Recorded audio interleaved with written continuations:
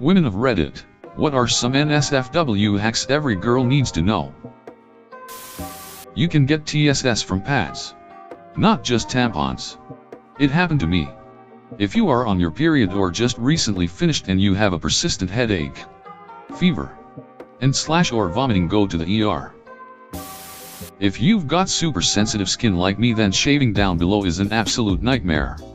Getting a decent trimmer, exfoliating acne wash, and calamine lotion changes everything. If a guy claims he's too big for the condom, shove your entire fist into the condom and ask if he'd rather switch things up a little then. If you menstruate and find yourself in a situation without pads or tampons on hand, this is the best way to make an emergency pad that will not leak after like 20 seconds.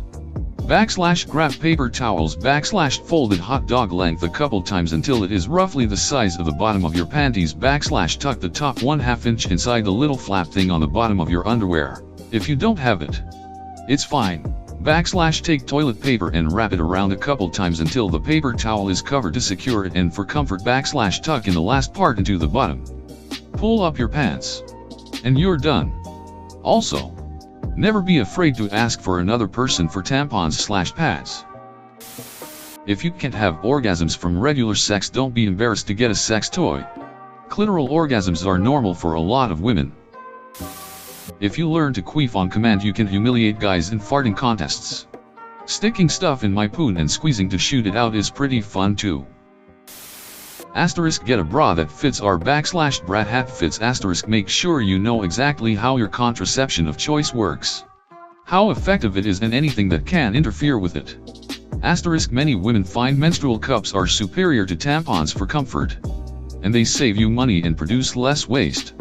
I second the recommendation to get a good vibrator. May be less NSFW, but male toiletries are often cheaper and just as good or better. Razors, for example. UTIs suck. Know how to avoid them, and if you get one, complete the course of antibiotics. Hit on that guy who's out of your league. Some of them really like a confident girl. Not NSFW, but with the right guy it could be. If you have been the victim of sexual assault or rape and have times where it can be triggering to have sex, let your partner know. Let them know how to seek consent in a comfortable manner, or how to initiate in a way where you will feel comfortable to say no. Seems like a no-brainer, but that can be hard to talk about. Also, the right person will understand and respect what you are going through. And when you are ready to let that freak flag fly, they will be there. It is okay to do what feels right. It is always okay to say no. Just being naked alone at home has been great for building self-confidence. It's like exposure therapy. If you get used to seeing yourself butt naked, everything else is a breeze. Highly recommend naked red-eyeing.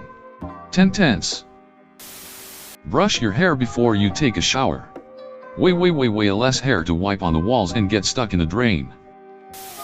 If you think you have a UTI and don't have time/money to go to the doctors, download the Planned Parenthood app. For $15 you can describe your symptoms and have a prescription faxed to your local pharmacy. Don't let it go untreated.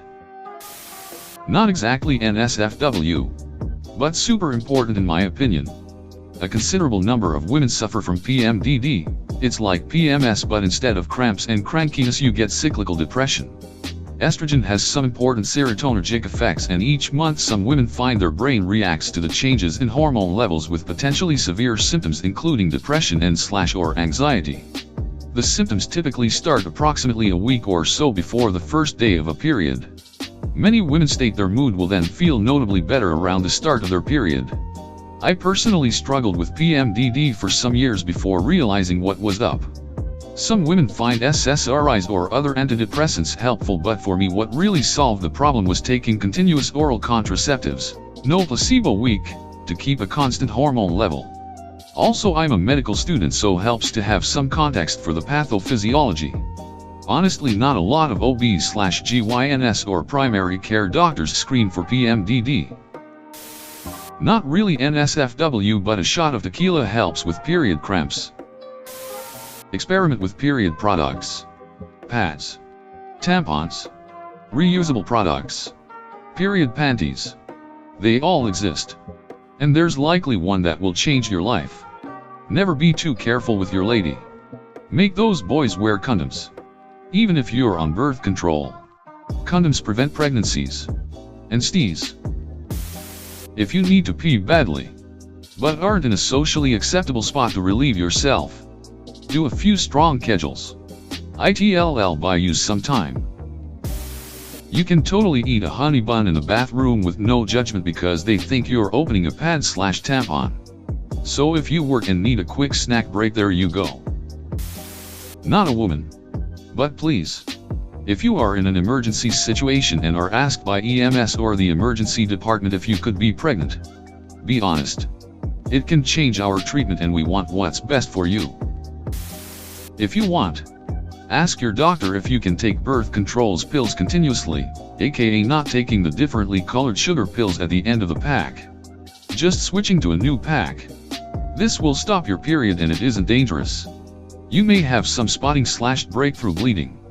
And that can change depending on the type of BC pill and its hormone content. Again, to reiterate, it's super safe. Also buy a vibrator. You hella deserve one. Not NSFW. But pink dye pregnancy tests are more sensitive than blue dye or digital. Always go for the pink dye for the most accurate results. As a woman with 4/8 breasts, I carry wet wipes for the underboob sweat. And sometimes deodorant. Hell, sometimes I'll just put paper towels under and change them out when I'm at work. Want to save money on feminine products? Get an IUD even if you're single. Periods either get extremely light or disappear entirely for 3 years.